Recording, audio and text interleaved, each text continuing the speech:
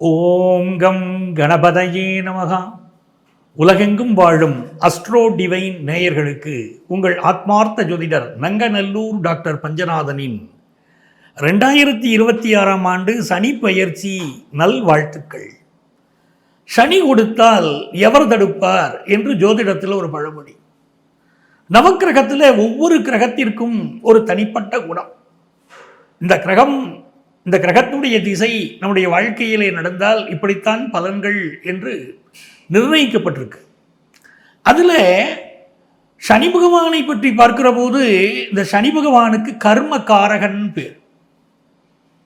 சனி பகவான் அவனுடைய ஜாதகத்தில் நம்ம ராசி கட்டத்திலே அவர் எந்த இடத்துல இருக்கார், அது முற்பிறவியிலே நாம் செய்ய தவறிய கடமை அப்படின்னு அர்த்தம். ஒருத்தருக்கு ஜாதகத்தில் 2ஆம் இடத்துல சனி பகவான் இருந்தால் என்ன அர்த்தம்? போன ஜென்மத்தில் குடும்பத்திலே அவர் பொறுப்பற்று இருந்தார், சரியாக சம்பாதிக்கலை, குடும்பத்தை சரியாக வழிநடத்தவில்லை, நல்ல வார்த்தைகளை அவர் பேசவில்லை, குடும்பத்தாரை அரவணைத்து செல்லவில்லை, இப்படி சொல்லிக்கிட்டு போகலாம். அப்போ இந்த சனி பகவான் எந்த கட்டத்திலே இருக்கிறாரோ அந்த கட்டத்துடைய கர்ம வினைகளை நாம் அனுபவிக்கிறோம். அதுதான் இந்த கோச்சார கிரகத்துடைய அடிப்படை, கோச்சார பலன்களின் அடிப்படை. இந்த சனி பகவான் வாக்கிய பஞ்சாங்கத்தின்படி திருநள்ளாறு கோயில் கணக்குப்படி வரக்கூடிய மார்ச் மாதம் 6ஆம் தேதி கும்பராசியிலிருந்து மீன ராசிக்கு பயிற்சி அடைகிறார். திருநள்ளாறு தர்ப்ப ஆரண்யேஸ்வரர் கோயிலிலே நடைபெறக்கூடிய கருத்தரங்கிலே இந்த சனி பகவானை பற்றி பேசும்படி என்னை பணித்திருக்கிறார்கள்.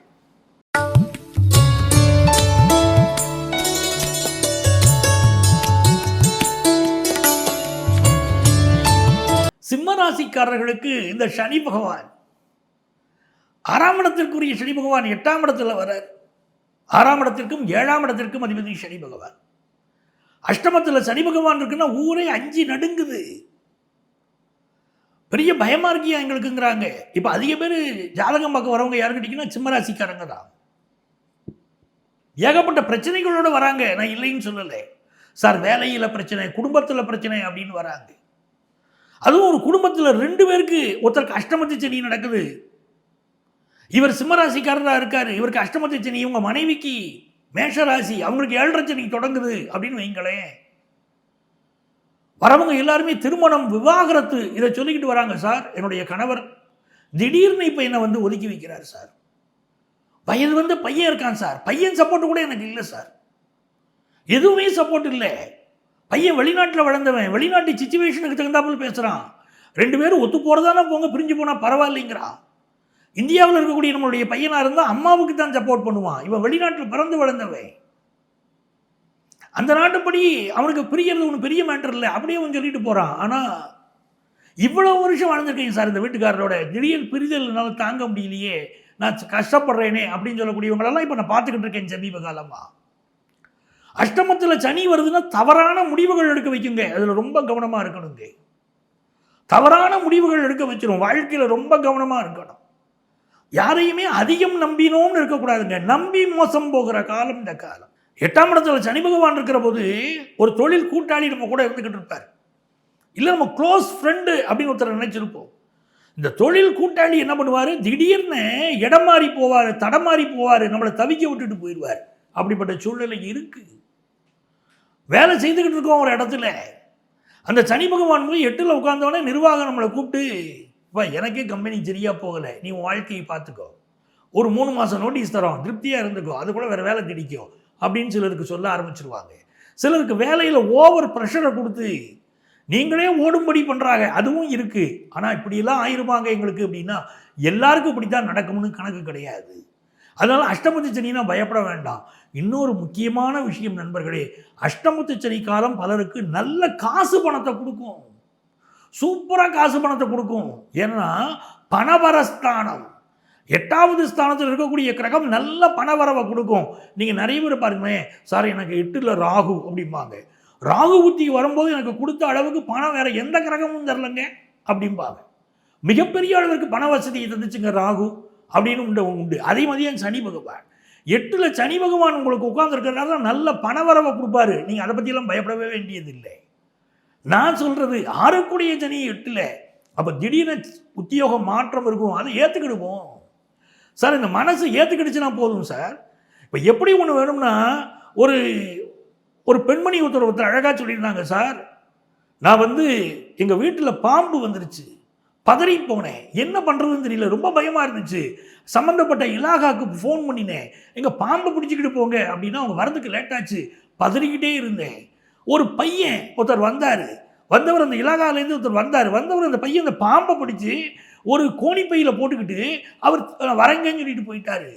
எனக்கு எந்த பாம்பு பயம் தந்ததோ அந்த பாம்பை அவர் ஈஸியாக பிடிச்சி பையில் போட்டுக்கிட்டு போயிட்டாருங்க. அவர் பயப்படவே இல்லைங்க. அப்போ இந்த பயம் எங்கே இருக்குது? நம்முடைய மனசில் இருக்குதுன்னு நான் புரிஞ்சுக்கிட்டேங்கன்னார். அதுதான் உண்மை.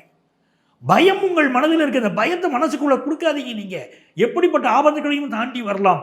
முதல்ல கை கால்களை சுத்தம் பண்ணுங்க. காலில் அடிபடக்கூடிய அமைப்பு, நரம்பு சம்பந்தப்பட்ட பிரச்சனை, மூட்டு சம்பந்தப்பட்ட பிரச்சனை, ஹெல்த் இஷ்யூவை பலருக்கு கொடுக்கும் இந்த சனி பகவான். 2ஆம் இடத்தை சனி பகவான் தொடர்பு கொள்வதனால் நல்ல பணவரவை தருவார். ஆனால் உங்களுக்கு நாவடக்கம் வேண்டும்.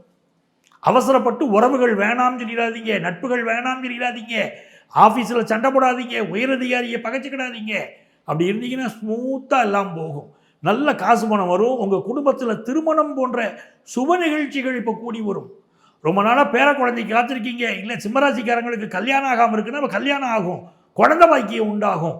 அதெல்லாம் சிம்மராசிக்கு நடக்க போகிற அற்புதங்கள் இருக்கு. நிறைய நன்மைகள் காத்திருக்குங்க.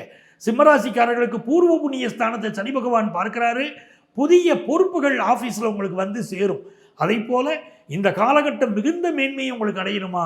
சிம்மராசிக்காரங்க எந்த சாமியை கும்பிட்டா எங்கள் வாழ்க்கை நல்லா இருக்கும் அப்படின்னா, நீங்கள் வழிபட வேண்டிய தெய்வம் பேரூர்.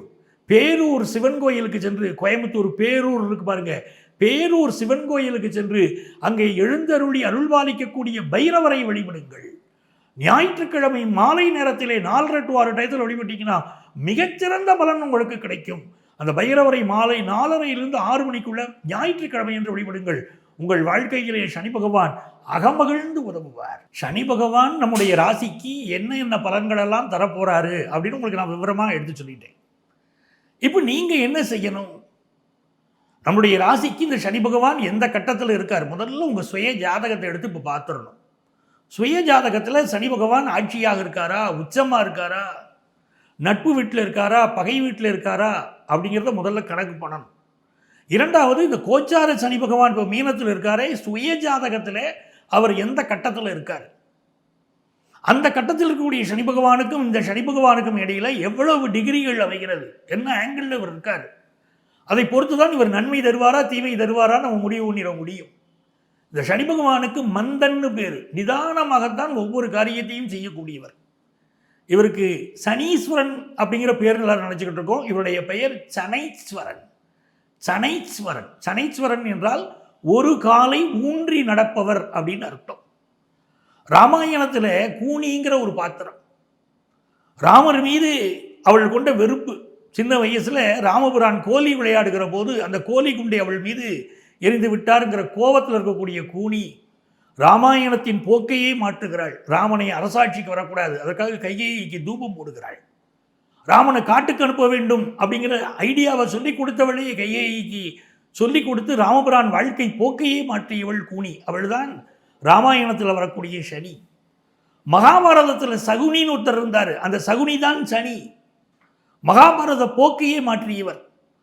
நியாயமாக தர்மருக்கு கிடைக்க வேண்டிய நாடு, பஞ்சபாண்டவர்கள் கிடைக்க வேண்டிய நாடு கிடைக்காதபடி செய்தவருக்கு சூதாட்டம் என்ற ஒரு ஆயுதத்தை எடுத்து மகாபாரத அமைப்பையே மாற்றியவர் சகுனி.